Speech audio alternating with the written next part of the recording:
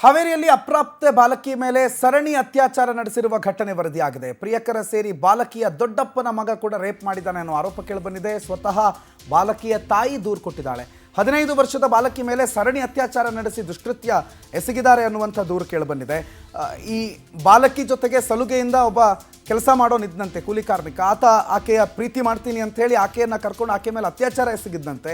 ಮತ್ತಿಬ್ಬರಿಗೆ ಈ ವಿಚಾರ ಗೊತ್ತಾಗಿ ಅವರು ಬ್ಲ್ಯಾಕ್ ಮೇಲ್ ಮಾಡಿ ಆ ಯುವತಿಯ ಜೊತೆಗೆ ಆಕೆಯನ್ನು ಹೆದರಿಸಿ ಬೆದರಿಸಿ ಪದೇ ಪದೇ ಆಕೆಯನ್ನು ಲೈಂಗಿಕವಾಗಿ ದೌರ್ಜನ್ಯ ಮಾಡಿದ್ದಾರೆ ಅನ್ನುವ ಆರೋಪವನ್ನು ಸ್ವತಃ ಸಂತ್ರಸ್ತೆಯ ತಾಯಿ ಮಾಡಿದ್ದಾರೆ. ದೂರು ಕೂಡ ದಾಖಲಾಗಿದೆ ಪೋಕ್ಸೋ ಅಡಿಯಲ್ಲಿ.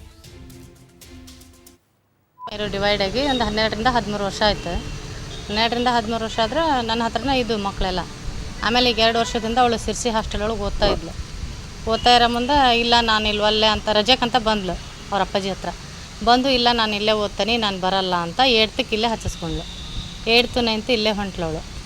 ಮತ್ತು ನಾವು ಅಲ್ಲೇ ಅವ್ರ ಅಪ್ಪಾಜಿ ಹತ್ರ ಅದಾಳ್ಬಿಡು ಅಂತೇಳಿ ನಾವು ದೊಡ್ಡ ಮಗಳಿಗೆ ಅಲ್ಲೇ ಕಾಲೇಜಲ್ಲಿ ಅಲ್ಲೇ ಓದಿಸ್ಕೊಂತ ಅವಳನ್ನ ಇಟ್ಕೊಂಡು ಅಲ್ಲೇ ಇದ್ವಿ.